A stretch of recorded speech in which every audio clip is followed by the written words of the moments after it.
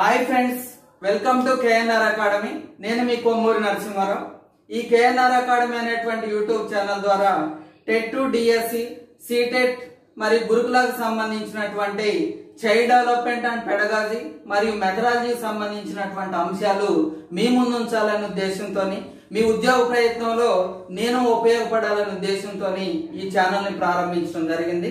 అందరూ నా ఛానల్ ని తప్పనిసరిగా సబ్స్క్రైబ్ చేసుకోండి, మీ ఫ్రెండ్స్ కూడా షేర్ చేయాలని కోరుతున్నాను. మరి ఈరోజు చైల్డ్ డెవలప్మెంట్ అండ్ పెడగాజీకి సంబంధించి చాలా ముఖ్యమైనటువంటి అంశము. ప్రతి టెట్ మరియు డిఎస్సిలో తప్పనిసరిగా దీంట్లో నుండి ఒక బిట్టు రావటం అనేది జరుగుతుంది.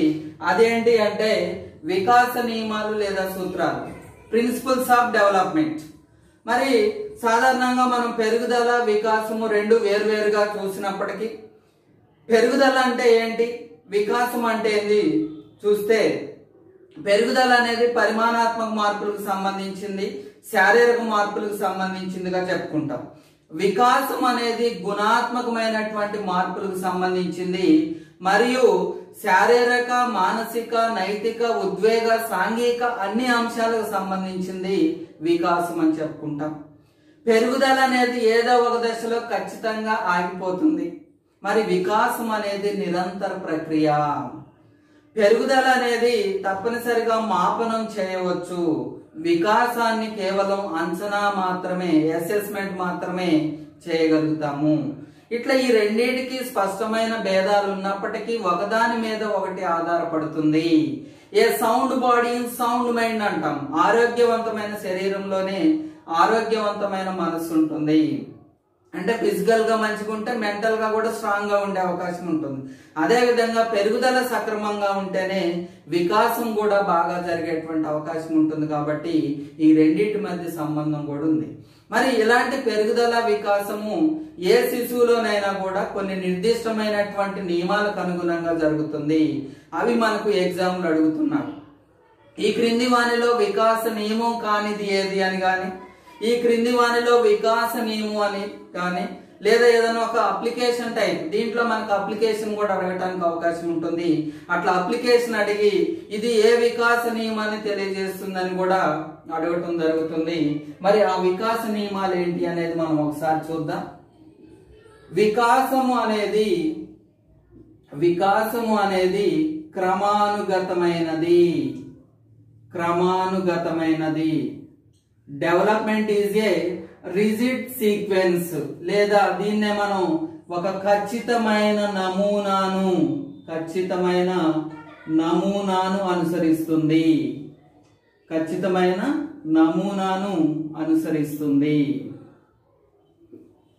మరి దీన్ని మనం ఉదాహరణ పరిశీలించినప్పుడు ఏ శిశువైనా ఒకేసారి నిలబడటం జరగదు. ఏం చేస్తారు, దానికి ముందు దశలు ఉన్నాయి. అంటే ఒక సీక్వెన్స్ గా శిశువు నిలబడటం అనేది జరుగుతుంది. ముందు తల నిలబెట్టడం, తర్వాత అంబాడటం అంటే ప్రాకడం జరుగుతుంది. తర్వాత బుడి నడకలు వేస్తూ ఉంటాడు, క్రమంగా నడవటం అనేది స్టార్ట్ అవుతుంది, తర్వాత పరిగెత్తడం అనేది స్టార్ట్ అవుతుంది. అంటే ఏ శిశువులోనైనా కూడా సరే, శిశువులో కొంతమంది తొందరగా నడిచే వాళ్ళు ఉంటారు, కొంతమంది లేట్ గా నడిచే వాళ్ళు ఉంటారు, కొంతమంది తొందరగా మాట్లాడగలిగే వాళ్ళు ఉంటారు, కొంతమంది లేట్ గా మాట్లాడగలిగే వాళ్ళు ఉంటారు. అయినప్పటికీ ఏ శిశువులోనైనా కూడా తప్పనిసరిగా ఈ నమూనాను అనుసరించే జరుగుతుంది. అందుకని దీన్ని క్రమానుగతమైనది, రిజిడ్ సీక్వెన్స్ అని చెప్తున్నాం. మరి దీన్ని మనం విద్యాపరంగా అనుప్రయుక్తం చేసుకున్నప్పుడు ఏ శిశువులోనైనా కూడా మాట్లాడటం అనేది ఒకేసారి రాదు.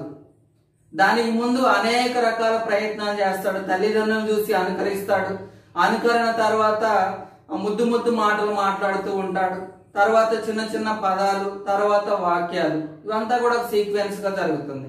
అదే విధంగా అంకెల భావన నేర్చుకున్న తర్వాత సంకలనము, వ్యవకలనము, గుణకారాలు, హెచ్చవేతలు, ఇవన్నీ కూడా సీక్వెన్స్ అనేది జరుగుతుంది. కాబట్టి నేర్చుకోవడం అనేది కూడా ఈ వికాసం ఏ విధంగా సీక్వెన్స్ గా జరుగుతుందో ఏ శిశువులోనైనా నేర్చుకోవడం కూడా ఖచ్చితంగా అదే సీక్వెన్స్ లో నడుస్తుంది. ఉదాహరణకు పిల్లవాడు అక్షరాలు నేర్చుకుంటాడు, తర్వాత గుణింతాలు నేర్చుకుంటాడు, తర్వాత చిన్న పదాలు, తర్వాత వాక్యాలను పలకటం అనేది లేదా నిర్మించగలగటం అనేది జరుగుతుంది. కాబట్టి తప్పనిసరిగా ఈ సూత్రాన్ని అనుసరించి మనం ఏం చెప్పొచ్చు అంటే LSRW ప్రక్రియ గురించి చెప్పొచ్చు. Listening, speaking, reading, writing. ఏ శిశువులోనైనా కూడా ఒక ఉపాధ్యాయుడు బోధించాలి అనుకుంటే తప్పనిసరిగా ఈ క్రమాన్ని అనుసరించి బోధించాల్సిన అవసరం ఉంటుంది. ఎందుకంటే ఏ శిశువులోనైనా కూడా వికాసం అనేది ఒక సీక్వెన్స్ గా జరుగుతుంది. కాబట్టి నేర్చుకోవడం కూడా అదే సీక్వెన్స్ లో నేర్పితే పిల్లవాడు సులభంగా నేర్చుకునేటువంటి అవకాశం ఉంటుంది. ఇది మనకు మొదటి నియమంగా చెప్పుకుంటాం. వికాసం అనేది క్రమానుగతమైంది. దీనికి ఎగ్జాంపుల్ LSRW గాని, అదే విధంగా అంకెల భావం నేర్చుకున్న తర్వాతనే సంకలనము మరియు వ్యవకలనం నేర్చుకుంటున్నాడు. మరి ఇది కూడా ఏది అంటే ఈ వికాసం అనేది క్రమానుగతమైనటువంటి ప్రక్రియ అని చెప్పుకోవచ్చు. నెక్స్ట్ ముద్దు మాటలు మాట్లాడిన తర్వాతనే చిన్న చిన్న పదాలు, తర్వాత వాక్యాలు, ఇవన్నీ కూడా చెప్పగలుగుతున్నాడు. ఇది ఏ నియమానికి సంబంధించింది అంటే వికాసం అనేది క్రమానుగతమైంది లేదా ఖచ్చితమైన నమూనాను అవలంబిస్తుంది. నెక్స్ట్ రెండోది, వికాసము క్రమానుగతమే అయినప్పటికీ తప్పనిసరిగా వికాసంలో వైయక్తిక భేదాలు ఉంటాయి. ఇండివిజువల్ డిఫరెన్సెస్ అనేవి తప్పనిసరిగా ఉంటాయి. కాబట్టి ఇండివిజువల్ డిఫరెన్సెస్ అనేవి ఉంటాయి కాబట్టి ఏ విధంగా అనేది మనం ఒకసారి చూద్దాం. మరి శిశువులో తప్పనిసరిగా ఇందాక ఏం చెప్పుకున్నాం, సీక్వెన్స్ అనేది జరుగుతుంది. సీక్వెన్స్ జరిగినప్పటికీ మరి అందరిలో అదే సీక్వెన్స్ జరిగినప్పటికీ కొద్ది ముందు వెనకాల అనేది ఉంటుంది. అమ్మాయిలతో పోల్చుకున్నప్పుడు అబ్బాయిల్లో మాట్లాడటం అనేది కొద్ది నిదానంగా ఉండేటువంటి అవకాశం ఉంటుంది. మరి అదే విధంగా పిల్లలు మరి శిశువులో ఆడమగ మనం చూసినప్పుడు ఇద్దరిలో కూడా ఏంటంటే ఈ గ్రోత్ అండ్ డెవలప్మెంట్ పరంగా కొంత తేడాలు ఉండేటువంటి అవకాశం ఉంటుంది. మనం బయట కూడా పరిశీలించినప్పుడు కొందరు పిల్లలు 1 yearకే మంచిగా స్పష్టంగా మాట్లాడగలుగుతారు. మరి కొంతమంది 2 years వచ్చినా కూడా స్పష్టంగా మాట్లాడలేరు. కొంతమంది పిల్లలకి దంతాలు తొందరగా వస్తాయి, కొంతమంది నిదానంగా వచ్చే అవకాశం ఉంటుంది. కొంతమంది పిల్లలు తొందరగా నడవగలుగుతారు, కొంతమంది నిదానంగా నడిచేటువంటి అవకాశం ఉంటుంది. కాబట్టి పిల్లల్లో తప్పనిసరిగా ఏంటంటే వైయక్తిక భేదాలు ఉంటాయి. కాబట్టి వికాసంలో క్రమానుగతమే అయినప్పటికీ తప్పనిసరిగా వైయక్తిక భేదాలు అనేవి ఉంటాయి. మరి దీనికి విద్యాపరంగా అన్వయించుకున్నప్పుడు విద్యాపరంగా కూడా తప్పనిసరిగా ఇండివిజువల్ డిఫరెన్సెస్ అనేవి ఉంటాయి. తరగతి గదిలో ఉపాధ్యాయుడు అందరికీ ఒకే విధంగా చెప్పినప్పటికీ మరి మార్కులు అందరికి ఒకే విధంగా వస్తున్నాయా? రావట్లేదు. ఎందుకంటే తప్పనిసరిగా పిల్లల్లో ఇండివిజువల్ డిఫరెన్సెస్ ఉంటాయి. కొంతమంది గ్రాస్పింగ్ ఎక్కువ ఉంటుంది, కొంతమంది నిదానంగా నేర్చుకునే స్లో లెర్నర్స్ అంటాం, నిదానంగా నేర్చుకునేటువంటి అవకాశం ఉంటుంది. కాబట్టి ఒక ఉపాధ్యాయుడు తరగతి గదిలో బోధించేటప్పుడు ఈ వికాస నియమాన్ని అనుసరించి బోధించాలి. ఎందుకంటే పిల్లల్లో వైయక్తిక భేదాలు ఉంటాయి. మరి అందరూ ఒకే వేగంతో నేర్చుకునేటువంటి అవకాశం ఉండదు. కాబట్టి పిల్లల యొక్క వికాస వేగాన్ని అనుసరించి, వాళ్ళు నేర్చుకునేటువంటి వేగాన్ని అనుసరించి ఉపాధ్యాయుడు బోధిస్తే సరైనటువంటి ఫలితం వచ్చేటువంటి అవకాశం ఉంటుంది. అదే మనం వికాసంలో వైయక్తిక భేదాలు ఉంటాయి. అదే విధంగా అభ్యసనంలో లేదా నేర్చుకోవటంలో కూడా తప్పనిసరిగా ఇండివిజువల్ డిఫరెన్సెస్ అనేవి ఉండటం అనేది జరుగుతుంది. మన మంచి ఎగ్జాంపుల్ ఏంటంటే ఒక విద్యార్థి ఇద్దరు కవల పిల్లలు అయినప్పటికీ నేర్చుకోవటంలో తేడా ఉంటుంది. ఇద్దరు చూడటానికి శారీరకంగా ఒకే విధంగా ఉన్నారు, కానీ వారు నేర్చుకునేటువంటి విధానంలో మనం చూసినప్పుడు తప్పనిసరిగా డిఫరెన్సెస్ ఉండేటువంటి అవకాశం ఉంటుంది.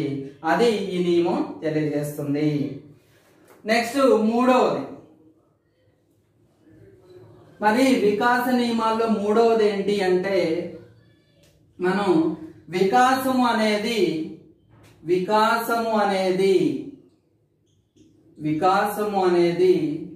సులభమైన అంశాల నుండి జటిలమైన లేదా కఠినమైన అంశాలకు, కష్టమైన అంశాలకు, simple to complex. Development is A simple to complex అంటే సులభం నుండి కఠినం లేదా జటిలమైనటువంటి అంశాలకు ఉంటుంది. అంటే ఒక విద్యార్థి ముందు లేదా ఒక శిశువును మనం పరిశీలించినప్పుడు శిశువు ముందుగా సులభమైనటువంటి పనులు చేస్తాడు, తర్వాత క్రమంగా కఠినమైనటువంటి పనులు కూడా చేయగలుగుతాడు. ఉదాహరణకి పరిగెత్తడం అనేది చాలా క్లిష్టమైనటువంటి అంశం. శరీరంలో ఉన్నటువంటి కండరాలు మొత్తం కూడా దానికి సహకరించాలి. మరి ఏ శిశువైనా ఒకేసారి పరిగెత్తుతాడంటే ముందు నడవటం ప్రారంభిస్తాడు, తర్వాత మంచిగా నడవటం, తర్వాత వేగంగా అంటే పరిగెత్తడం అనేది జరుగుతుంది. అంటే ఇట్లా మాట్లాడటం కూడా అంతే. ముందు అనుకరణ ద్వారా తల్లిదండ్రుల నుండి అనే ప్రయత్నం చేస్తాడు, తర్వాత ముద్దుగా మాట్లాడతాడు, క్రమంగా మంచిగా మాట్లాడటం అనేది జరుగుతుంది. కాబట్టి వికాసం అనేది సులభం నుండి జటిలమైనటువంటి అంశాలకు మరలుతుంది అనేటటువంటి మనం గుర్తించుకోవాలి. అదే విధంగా నేర్చుకోవటం అనేది కూడా మనం చూసినప్పుడు నేర్చుకోవటం కూడా ఎప్పుడు ఎలా ఉండాలంటే సింపుల్ టు కాంప్లెక్స్. అందుకనే మనం ఇలా విద్యా విధానం మొత్తం కూడా ఈ సూత్రం మీదనే ఆధారపడి ఉంది. మన ఉదాహరణకి 1వ తరగతిలోనే ట్రిగనోమెట్రీ నేర్చుకుంటున్నామా? 1వ తరగతిలోనే కిరణజన్య సమయక్రియ నేర్చుకుంటున్నాం అంటే లేదు. ముందు ఉదాహరణకి సైన్స్ పరంగా చూస్తే సైన్స్ లో మొదటగా సులభమైన అంశాలు అంటే మన చుట్టూ ఉండే పరిసరాల గురించి కానీ, మన శరీరంలో ఉండేటువంటి అవయవాలు, క్రమంగా స్థాయి పెరుగుతున్న కొన్ని అవయవాలు, అవయవ వ్యవస్థలు, దాంట్లో మన ప్రత్యేకమైనటువంటి నిర్మాణాల గురించి ఇట్లా సింపుల్ టు కాంప్లెక్స్ నేర్చుకోవటం అనేది జరుగుతుంది. కాబట్టి ఈ అభ్యసన ఈ వికాస నియమాన్ని అనుసరించి మరి నేర్చుకోవటం కూడా ఎప్పుడు ఎట్లా ఉండాలంటే సులభం నుండి కఠినమైనటువంటి అంశాలు. అందుకనే ప్రైమరీ స్థాయిలో బోధించేటప్పుడు ముందుగా సింపుల్ గా ఉన్నటువంటి అంశాలను బోధిస్తూ క్రమంగా స్థాయిని పెంచుకుంటూ పోవాలి. తర్వాత విద్యార్థులకి మనం బోధించేటప్పుడు తప్పనిసరిగా ఈ నియమాన్ని అనుసరించి ఒక క్రమమైనటువంటి పద్ధతిలో బోధిస్తే, అంటే ఎట్లా అంటే తెలిసిన విషయాల నుండి తెలియని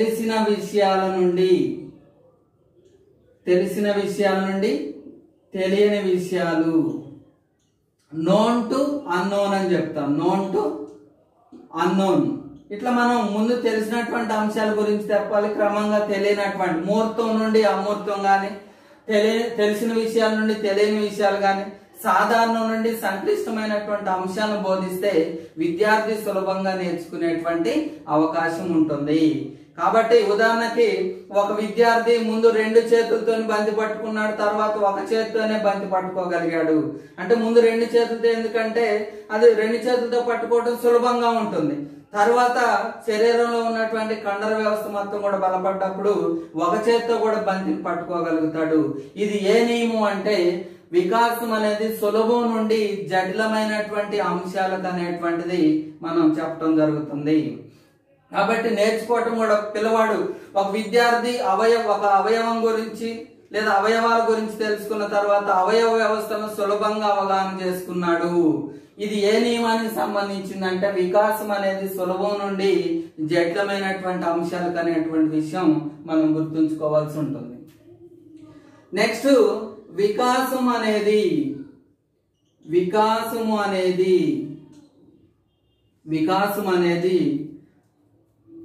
అన్ని దశల్లో ఒకే విధంగా ఉండదు.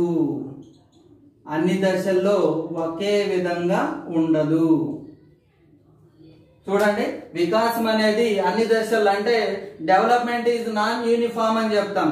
ఎందుకు చెప్తాం అంటే ఉదాహరణకి శైశవ దశ తీసుకున్నాం. శైశవ దశలో గ్రోత్ అండ్ డెవలప్మెంట్ అనేది చాలా వేగంగా ఉండేటువంటి అవకాశం ఉంటుంది.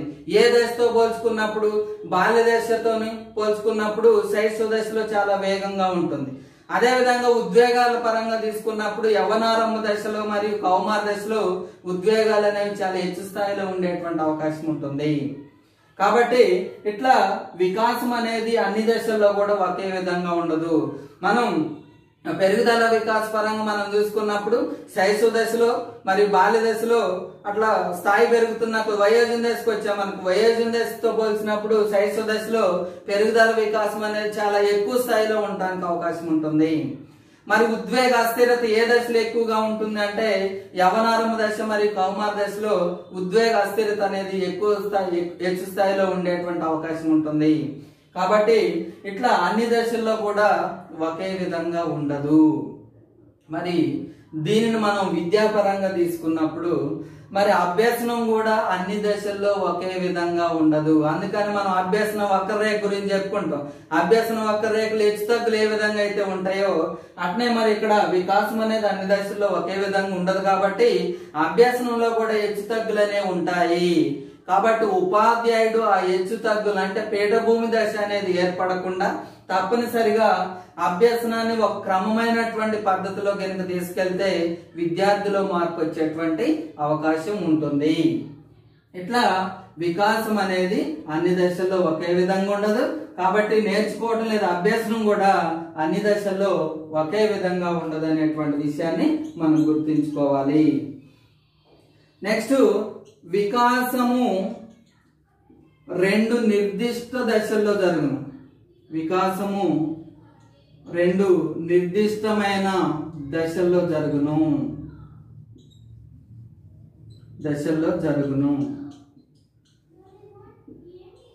Development takes place to different directions అని చెప్పుకుంటాం.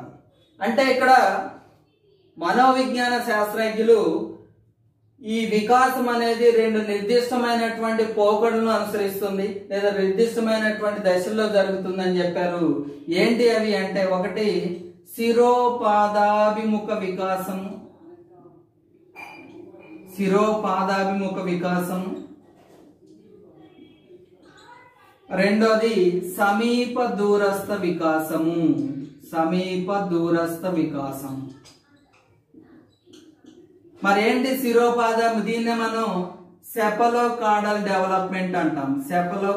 డెవలప్మెంట్, దీన్ని ప్రాక్సిమో డిస్టల్ డెవలప్మెంట్ అంటాం.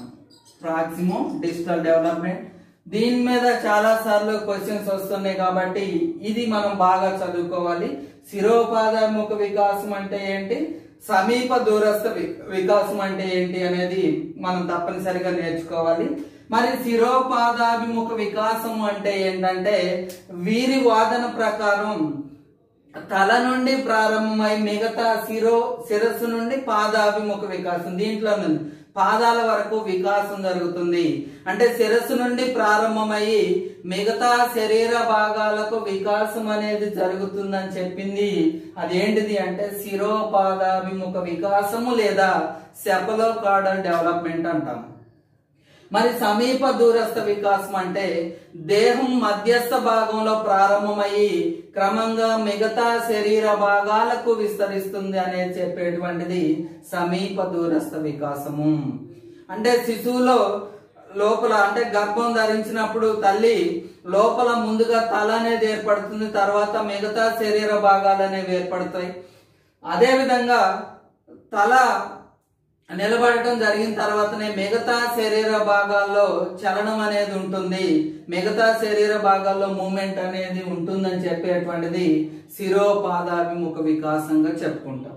మరి కొంతమంది మనోవిజ్ఞానవేత్తలు ఏం చెప్పారంటే, ముందు దేహం మధ్యస్థ భాగంలో ప్రారంభమయ్యి క్రమంగా మిగతా శరీర భాగాలకు విస్తరిస్తుంది అని చెప్పినటువంటిది ఏదంటే సమీప దూరస్థ వికాసం. ఉదాహరణకి ఇక్కడ ఏదన్నా మనం ఒక వస్తువు ఉంది, దీన్ని పట్టుకోవాలంటే ముందు భుజాలను ముందుకు జాల్చడం, తర్వాత వేళ్లతో దీన్ని పట్టుకోవటం అనేది జరుగుతుంది. కాబట్టి ఇట్లా దేహం యొక్క మధ్యస్థ భాగంలో ప్రారంభమయ్యి మిగతా శరీర భాగాలకు విస్తరిస్తుంది అనేటువంటి చెప్పే సిద్ధాంతం ఏది అంటే సమీప దూరస్థ వికాసం లేదా ప్రాక్సిమో డిస్టల్ డెవలప్మెంట్ అని చెప్పుకుంటాం. ఇట్లా వికాసం అనేది రెండు నిర్దిష్టమైనటువంటి దిశల్లో జరుగుతుంది.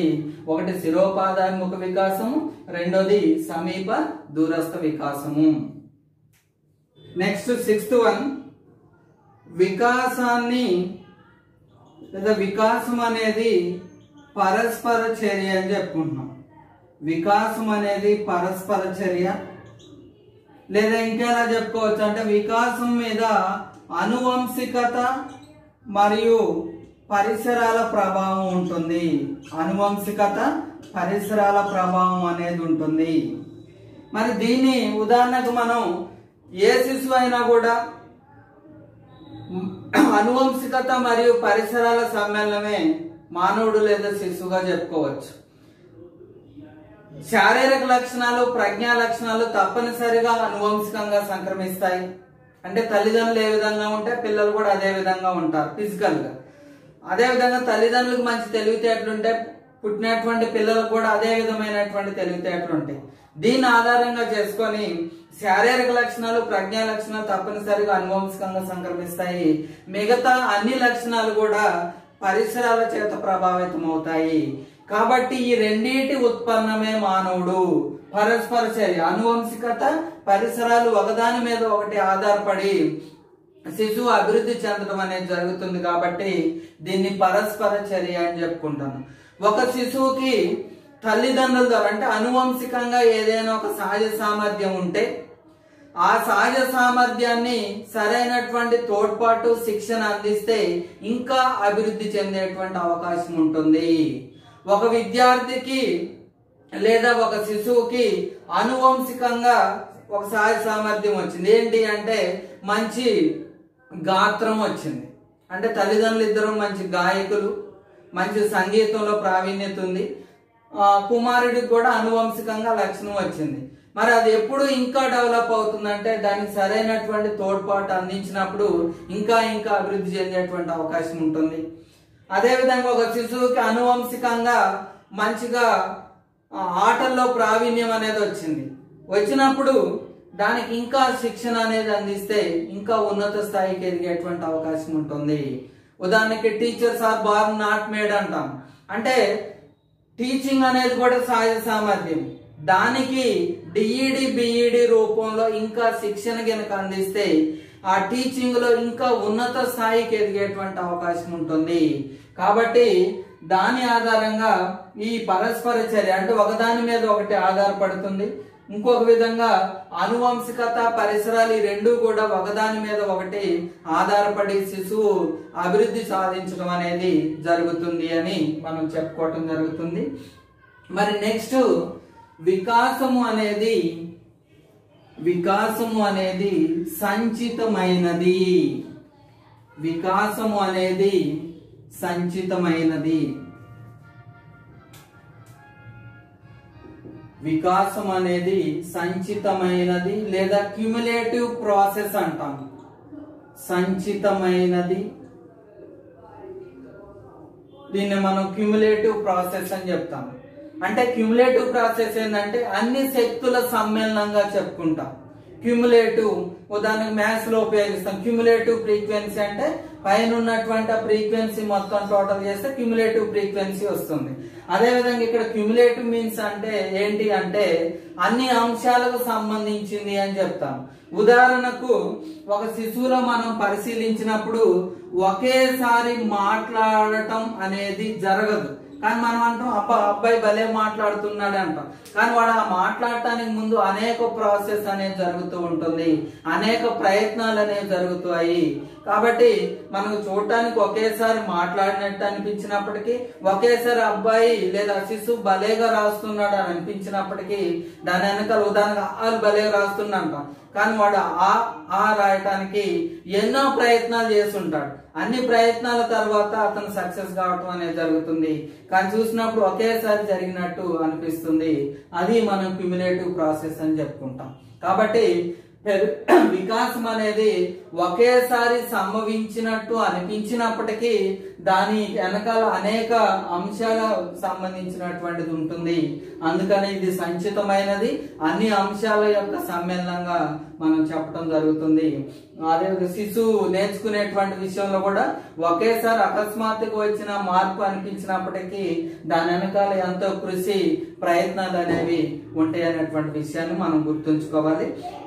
అయితే మనకి ఎగ్జామ్ లో కొంచెం కన్ఫ్యూజ్ కావడానికి అవకాశం ఉంది.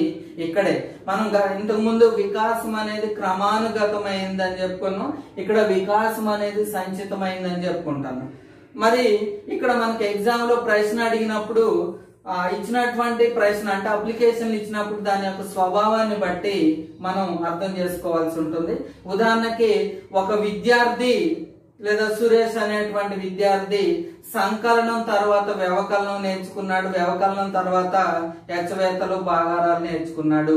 ఇది ఏ వికాస నియమాన్ని అనుసరిస్తుంది అంటే వికాసం అనేది క్రమానుగతమైంది అనే విషయాన్ని గుర్తుంచుకోవాలి. మరి దీన్ని ఎలా గుర్తుంచుకోవాలి సార్ అంటే ఒక విద్యార్థి సంకలనం తర్వాత సంకలనం ఆధారంగా వ్యవకలనం నేర్చుకున్నాడు. వ్యవకలనం నేర్చుకున్న తర్వాత ఇతర అంశాలు నేర్చుకున్నాడు. అంటే ఆధారంగా అనేటువంటి పదం వచ్చినప్పుడు అది సంచితమైనది అనేటువంటి విషయం గుర్తుపెట్టుకోండి. ఉదాహరణకు రాము అనేటువంటి విద్యార్థి అక్షరాలను నేర్చుకున్నాడు. వాటి ఆధారంగా గుణింతాలు రాశాడు. గుణింతాల ఆధారంగా పదాలు రాశాడు. పదాల ఆధారంగా వాక్యాలు రాశాడు. ఇది దేనికి సంబంధించిందంటే వికాసం అనేది సంచితమైంది. దీని ఆధారంగా అది జరిగింది. మరి ఇంతకు ముందు చెప్పుకున్నాం, పిల్లవాడు ఒకేసారి మాట్లాడటానికి ముందు అనేక ప్రయత్నాలు జరిగింది. ఆ ప్రయత్నాల ఆధారంగా మాట్లాడటం జరిగింది. అట్లనే ఇక్కడ అంకెల భావన వచ్చింది కాబట్టి అంకెల ఆధారంగా సంకలనం నేర్చుకుంటూ సంకలనం ఆధారంగా వ్యవకలనం నేర్చుకున్నాడు. కాబట్టి క్రమానుగతమైనది అని పదం వచ్చినప్పుడు దీని తర్వాత అది నేర్చుకున్నాడు అంటే అది సీక్వెన్స్ అని చెప్తుంది. దీని ఆధారంగా అది నేర్చుకున్నాడు అంటే అప్పుడు సంచితమైనది అనేటువంటి విషయాన్ని తప్పనిసరిగా గుర్తుంచుకోండి. ఇట్లా వికాసం అనేది సంచితమైనది, ఒకేసారి జరిగినట్టు అనిపించినప్పటికీ దాని వెనకాల పెద్ద ప్రాసెస్ ఉంటుంది అనే విషయాన్ని మనం గుర్తుంచుకోవాలి. నెక్స్ట్ వికాసాన్ని ప్రాగుక్తీకరించవచ్చు. ప్రాగుక్తి అంటే ప్రిడిక్ట్ చేయవచ్చు. మరి ఎట్లా ప్రిడిక్ట్ చేయవచ్చు అంటే ఉదాహరణకు ఒక 2 సంవత్సరాలప్పుడు ఒక పిల్లవాడి యొక్క ఎదుగుదల చూసి అబ్బో వీడు గొప్పవాడు అవుతాడు, చాలా హైట్ ఎదుగుతాడని చెప్తాం. అంటే ఒక 2 సంవత్సరాల పిల్లవాడు సాధారణంగా ఎంత హైట్ ఉంటారో చూస్తాము. కొంతమంది సాధారణంగా ఎక్కువ ఉన్నారు అనుకోండి, 2 years కే ఇంత హైట్ ఉన్నాడు, వీడు పెద్ద అయితే చాలా ఆజానుభావుడు అవుతాడు, 6 అడుగులు అవుతాడు అని చెప్తాం. అంటే ఇక్కడ మనం వికాసాన్ని ఏం చేస్తున్నాం, ప్రాగుక్తీకరిస్తున్నాం. ప్రస్తుత యొక్క స్థితిని బట్టి భవిష్యత్తులో ఏ విధంగా ఉంటాడు అన్నది మనం చెప్పవచ్చు. అదే విధంగా అభ్యసనంలో కూడా మనం ఏం చేయవచ్చు అంటే ప్రస్తుత యొక్క వాడి యొక్క ప్రజ్ఞాస్థితి, ఆ శిశువు యొక్క ప్రజ్ఞాస్థితిని ఆధారంగా చేసుకొని పిల్లవాడు బాగా ఈ వయసులోనే ఇంత తెలివితేటలు ఉన్నాయి, పెద్ద అయితే గొప్ప శాస్త్రవేత్త అవుతాడు, లేకపోతే ఒక మంచి ఉపాధ్యాయుడు అవుతాడు, ఇట్లా మనం ప్రిడిక్ట్ చేసేటువంటి అవకాశం ఉంటుంది. అంటే ప్రస్తుత స్థితిని బట్టి భవిష్యత్తు ఎలా ఉంటుందనేది చెప్పవచ్చు. అట్లా వికాసాన్ని ప్రాగుక్తీకరించవచ్చు. ఆ తరగతి గదిలో పిల్లవాడి యొక్క ప్రస్తుత అభ్యసనాన్ని చూసి భవిష్యత్తులో ఏ విధంగా ఉంటాడు అనేది కూడా మనం చెప్పేటువంటి అవకాశం ఉంటుంది. నెక్స్ట్ 9 వికాసాన్ని లేదా వికాసం అనేది ఒక ఏకీకృత మొత్తంగా కొనసాగుతుంది.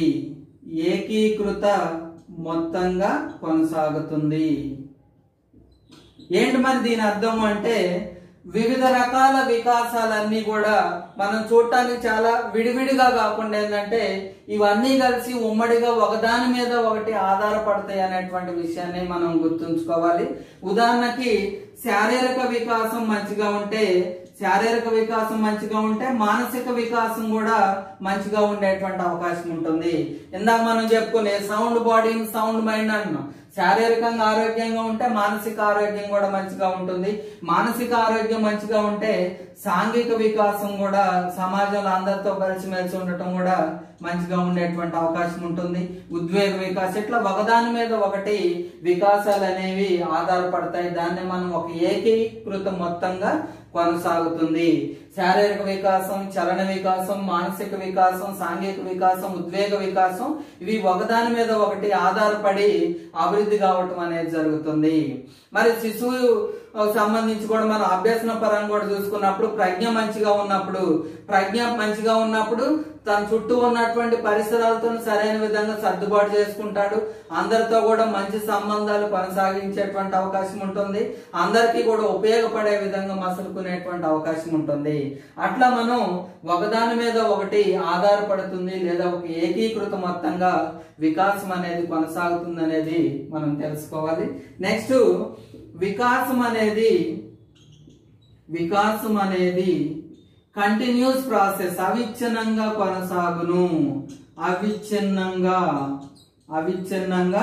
కొనసాగును అనేటువంటిది కూడా మనం గుర్తుంచుకోవాలి.